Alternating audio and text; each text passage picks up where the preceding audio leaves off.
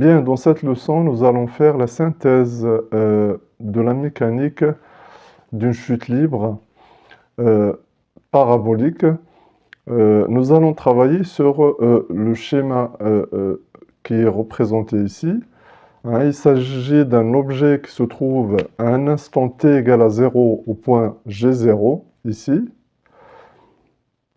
Il est animé d'une vitesse initiale V0 et décrit un mouvement parabolique dans un espace plan, hein, repéré par x, y. Donc sachez que G0 se trouve à une hauteur h. Donc c'est bien de bien regarder le schéma qui est là, parce que tout ce qui va suivre portera sur ce schéma. Bien, avant de commencer, je vais donner les conditions initiales. Donc, je vais les rappeler rapidement. Hein. Vous avez les conditions initiales sur la vitesse V0 et sur la position de l'objet à t égale à 0, ici. Donc, pour V0,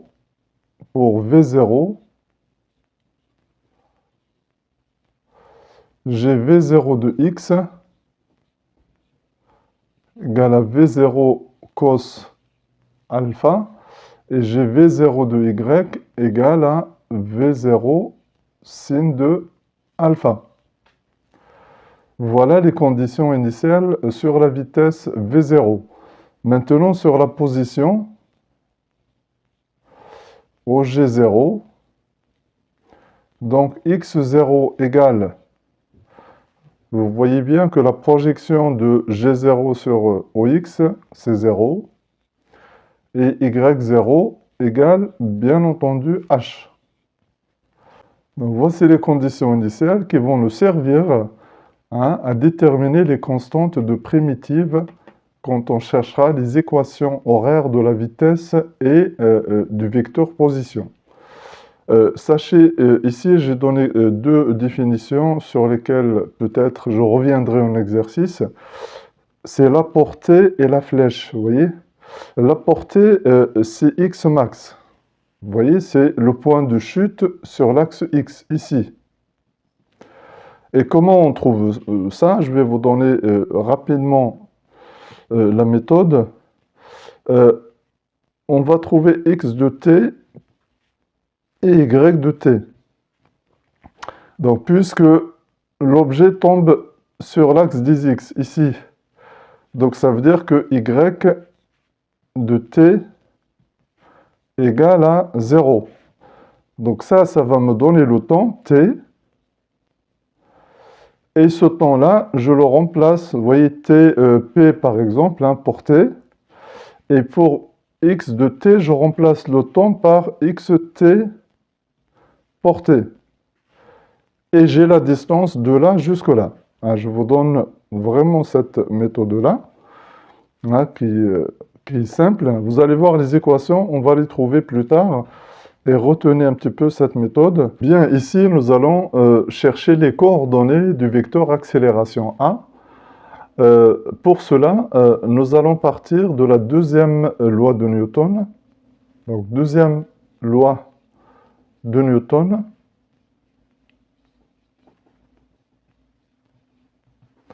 D'abord, dans le cas général, c'est la somme des forces exercées sur un objet égale à sa masse fois l'accélération A. Ici, c'est P égale à M fois l'accélération. Pourquoi la somme des forces ici se résume à la force P? C'est parce qu'on est dans le cas de la chute libre, et un objet en chute libre n'est soumis qu'à son poids P, c'est-à-dire qu'il n'est soumis qu'à la force poids. Donc voilà l'écriture de la deuxième loi de Newton. Donc cherchons les coordonnées de chaque vecteur dans le repère x, y. Cherchons maintenant les coordonnées des vecteurs dans le repère qui est donné sur le schéma de départ, vous voyez, que je vous ai montré. Donc P, si vous faites la projection de P sur x, y, vous allez trouver P, x égale à 0 et Py égale à moins P, donc est égal à moins mg. Pour l'accélération A, les coordonnées de ce vecteur, c'est AX que je cherche, AY que je cherche. Voilà. Donc maintenant, la deuxième projection de la deuxième loi. Hein, et une fois qu'on a les coordonnées de chaque vecteur, projection de la deuxième loi.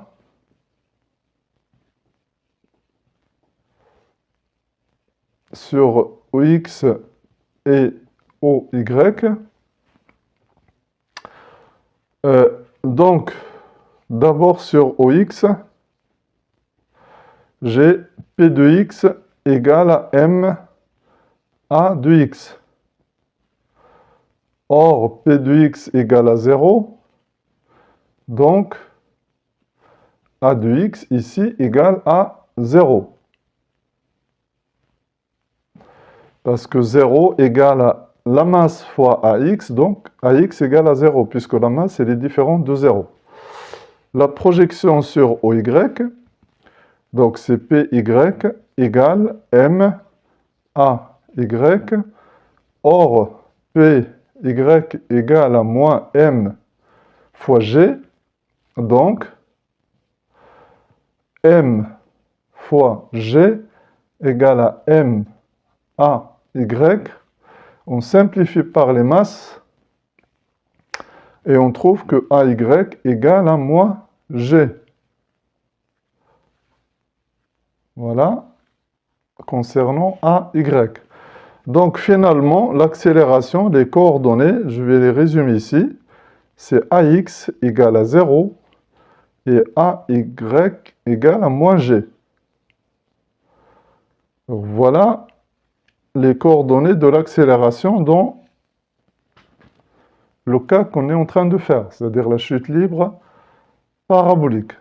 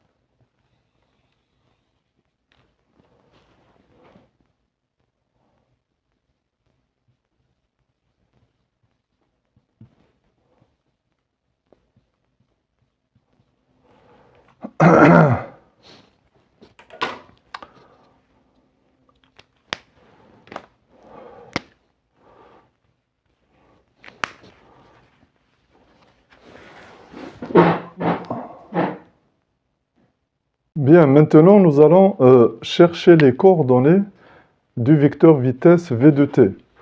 Donc, quelle est la relation entre l'accélération et la vitesse v de t? Donc, l'accélération A, par définition, c'est la dérivée de la vitesse v par rapport au temps. Donc, j'ai l'accélération A, que je vais rappeler ici, AX égale à 0, AY égale à moins G.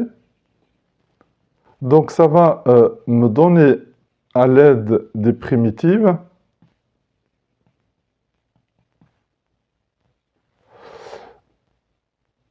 les coordonnées du vecteur vitesse.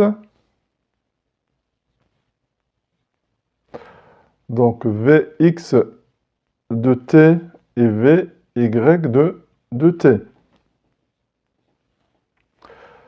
Donc, Vx de t, c'est la primitive d'une fonction nulle ici. Donc, la primitive, c'est ici, vous voyez.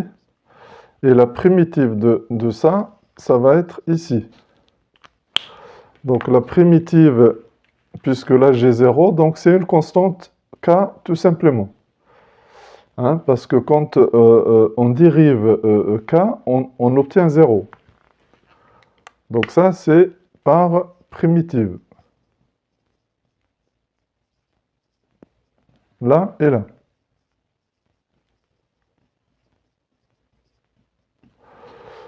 Hein, si vous faites le chemin inverse, c'est la dérivation. Ici, c'est la primitive d'une fonction constante. Donc ça va me donner moins g fois t, plus une constante que je vais noter, constante K1. Donc, les deux constantes sont déterminées à l'aide des conditions initiales. Vous voyez que le K, c'est V0 de x. Le K1, c'est V0 de y. Donc, condition initiale, condition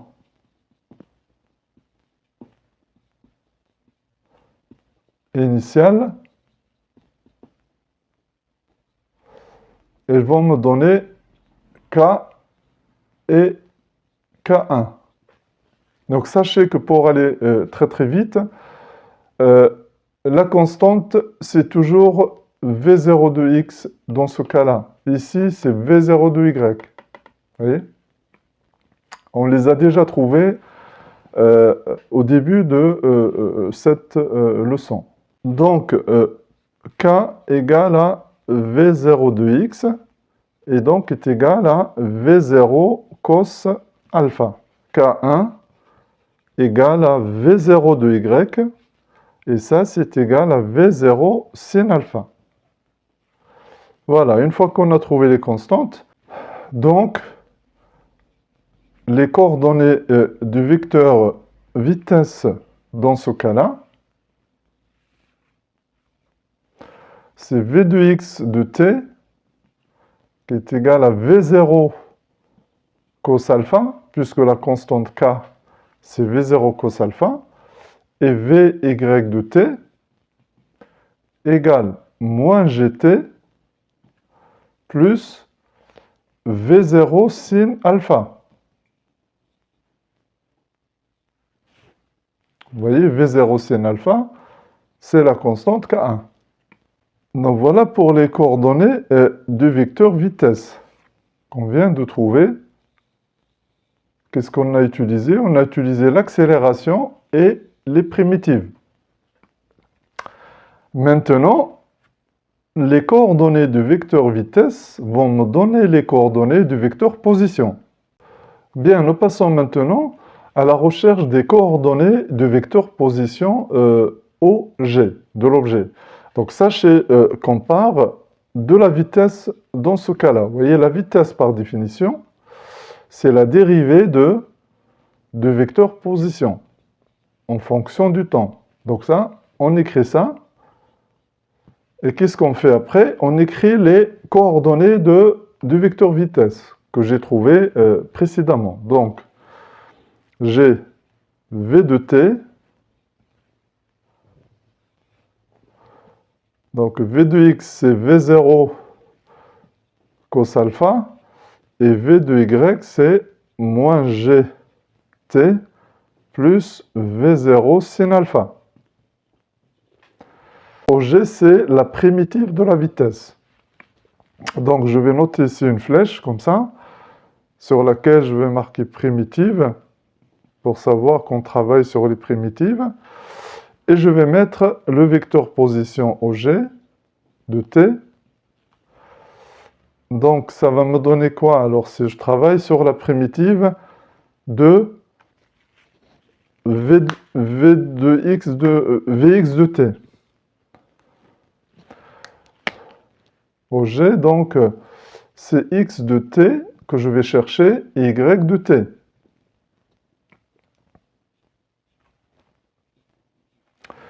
Bien. X de T, c'est la primitive de Vx de T. C'est-à-dire, c'est la primitive d'une constante. Je vais marquer ici primitive. Donc, la primitive d'une constante, ça va être V0 cos alpha, c'est la constante. Vous voyez, je peux mettre ça entre parenthèses, fois T. Hein, plus une constante d'intégration que je vais noter K2. Y de T maintenant, c'est la primitive de cette fonction-là. Donc, c'est la primitive d'une fonction affine. Hein, sachez que j'ai fait une leçon sur les primitives utilisées en mécanique. Hein, c'est bien de voir la leçon si vous avez des difficultés ici. Ça va me donner moins 1 demi de gt carré, c'est-à-dire gt carré sur 2, on l'écrit comme ça, plus V0 sin alpha, le tout fois le temps, plus une constante K3 d'intégration ou bien de primitive, parce que les primitives sont trouvées à une constante près. Regardez à chaque fois que vous trouvez la primitive, dérivez-la pour voir si vous trouvez la fonction concernée. Donc vous voyez que la dérivée d'une constante c'est 0, la dérivée de ça c'est V0 sin alpha que j'ai ici, et la dérivée de t carré c'est 2t, on simplifie par les deux et on trouve moins gt. Donc, maintenant, on vient de trouver les coordonnées du vecteur position, mais avec des constantes. Donc, les constantes K2 et K3 sont déterminées à l'aide des conditions initiales. Donc, je vais noter ici conditions initiales. Hein, ils vont me donner K2 et K3. Donc, sachez que K2, ça va être x0. K3, y0. Retenez ça rapidement. Vous voyez, ça vous donne toujours la fonction concernée. Vous voyez, K2, c'est x0. K3, c'est y0. Donc, K2, c'est égal à x0. Et x0, on a noté que c'est égal à 0. Donc, K2 est nul. Ici, K2 est nul. K3 maintenant égale à y0 et on a noté que c'est h. Donc K3 ici égale à h. Ce qui nous donne donc OG de t maintenant, les coordonnées, hein, je vais les écrire ici. X de t va être égal à V0 cos alpha t. Vous voyez, c'est une fonction linéaire, hein, en fonction du temps. Et y de t, ben, il suffit de remplacer. C'est moins 1 demi gt carré plus v0 sin alpha de t plus h. Donc voilà les coordonnées du vecteur position. Donc vous voyez bien que là, on a bien avancé. Là, j'ai trouvé les équations horaires de la position. Tout à l'heure, pour trouver la portée x au max, j'ai noté que y doit être égal à 0, hein, parce qu'on est sur l'axe OX, et donc c'est une équation du deuxième degré à résoudre qui va nous donner un temps. Si vous trouvez un temps négatif, il faut l'éliminer, parce qu'il faut prendre que le temps positif. Et ce temps que vous allez trouver ici, vous le remplacez là, et vous trouvez x max. Hein, si vous trouvez ça dans des exercices, c'est comme ça qu'on trouve la portée. Maintenant, pour la flèche max et y max, ben, il faut aller à vy égale à 0. Ça va nous donner le temps t. Hein, et ce temps, je vais le remplacer là, et je trouve la flèche, c'est-à-dire y max. Donc voilà. Je vais vous donner quelques graphiques maintenant pour finir. Bien, ici, j'ai rappelé les coordonnées du vecteur vitesse et les coordonnées du vecteur position.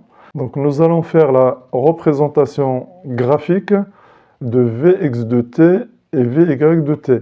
Donc, remarquons que Vx de t est une constante. Donc, si je connais V0 et alpha, je peux calculer la valeur de Vx de t. Et ce n'est rien d'autre que V0 de x. Donc ici, je vais marquer V0x. Vous voyez, parce qu'à t égale à 0 ici, la vitesse c'est V0x, mais qui va rester constante, quel que soit le temps t, hein, et quelle que soit la durée du mouvement, il va rester constante. Ce sera toujours la même valeur pour Vx de t, et cette valeur, c'est la valeur initiale. Vous voyez, V0x. Maintenant, Vy de t, si je regarde la fonction, c'est une fonction affine décroissante. Vous voyez, parce que j'ai moins g de t plus V0 sin alpha. Bien entendu, il commence à partir d'une vitesse ici, V0 de y, que je peux calculer aussi, hein, c'est V0 multiplié par le sinus de alpha. Donc voilà. Alors là, je vais représenter comme ça, hein, je ne connais pas les valeurs, mais je vous donne quand même les valeurs des vitesses sur à t égale à 0. Donc c'est V0y et V0 de x. Et donc, puisque c'est une fonction décroissante, donc il va aller dans ce sens-là.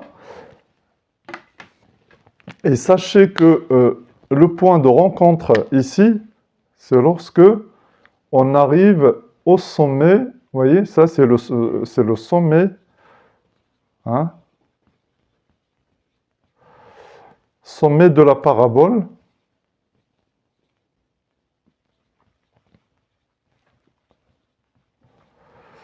Et donc, la vitesse, bien entendu, de t égale à 0. Maintenant, je passe au vecteur position, hein, la représentation graphique de x de t. Je vois que c'est une fonction linéaire, croissante. Donc, il suffit de tracer une fonction linéaire. Hein, je peux la tracer de façon rigoureuse si je calcule, bien entendu, le coefficient directeur de cette droite, c'est-à-dire V0 cos alpha.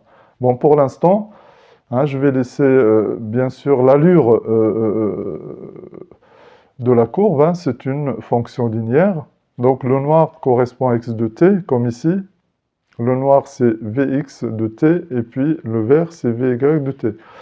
Bon, maintenant, à partir d'une hauteur h, y0 égale à h, maintenant, pour tracer y de t, sachez que c'est l'équation d'une parabole. Lorsque le a est négatif, comme ici, la parabole, le sommet, il est vers le haut. Bon, ça va me donner quelque chose comme ça, vous voyez, une parabole à peu près de cette forme-là. Donc vous voyez que là, ça part comme ça parce que la vitesse initiale a un angle supérieur à 0 degré par rapport à l'horizontale, vous voyez. Donc voilà, et ici, je peux trouver le temps qui correspond vous voyez le temps qui correspond au sommet. Vous voyez le sommet de la parabole. Hein, donc vous voyez que là, c'est le temps pour le sommet, et ici, c'est le sommet de la parabole lorsque la vitesse, bien entendu, égale à 0. Vy de t égale à 0. Voici les représentations graphiques des équations qu'on a trouvées. Hein. Ils peuvent être utiles pour vous dans certains exercices, hein, pourquoi pas. Donc, retenez que les équations qu'on trouve, on peut les interpréter soit une fonction constante, soit affine décroissante, soit parabolique, soit linéaire, soit... Donc, vous voyez bien que dans cette leçon, les mathématiques hein, sont vraiment bien présentes hein, ici. Une dernière remarque, ces équations qui représentent un mouvement de chute libre parabolique peuvent nous donner aussi les équations d'une chute libre verticale. Donc, chute libre verticale, chute libre verticale, sans vitesse initiale,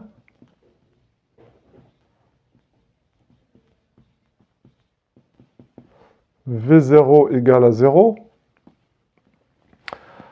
On peut trouver ces équations à partir des équations qui sont là, qui sont données dans le cas général.